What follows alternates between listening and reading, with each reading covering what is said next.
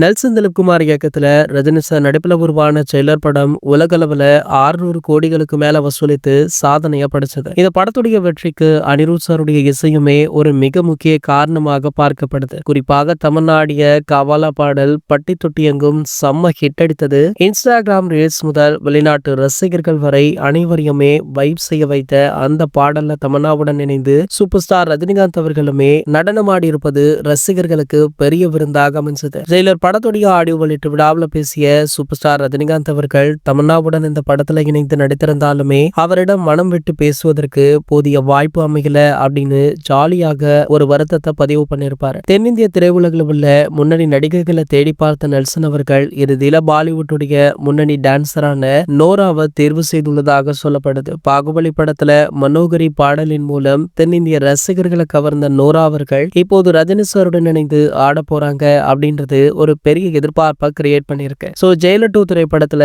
இவங்களும் சூப்பர் ஸ்டாருமே இணைந்து செம்மையான குத்தாட்டம் ஒன்றை போட்டிருக்காங்களாம். சோ அதுதான் இந்த படத்துடைய ஃபர்ஸ்ட் சிங்கிள் ட்ராக் பாடலாக வெளியாக உள்ளதாக செய்திகளுமே கிடைச்சிருக்கு. சோ இந்த படத்துடைய ப்ரொமோஷனை இதுல இருந்து ஆரம்பிக்கலாம் அப்படின்னு படக்குழு அதிரடியாக முடிவு பண்ணியிருக்காங்க. இதற்கான அறிவிப்பு அடுத்த வாரம் வெளியாக உள்ளதாகவும் இந்த பாடல் ஜனவரி 1 அன்னைக்கு ரிலீஸ் ஆக உள்ளதாக சொல்லப்படுது. சோ நியூ இயரோட சேர்த்து சூப்பர் ஸ்டாருடைய இந்த பாடலையுமே செலிப்ரேட் பண்ண ரசிகர்கள் மிகவும் ஆவலுடன் காத்துட்டு இருக்காங்க. இது போன்ற செய்திகளை பற்றி நீங்க உடனே தெரிஞ்சுக்க நம்ம சேனலை மறக்காம சப்ஸ்கிரைப் பண்ணிக்கோங்க.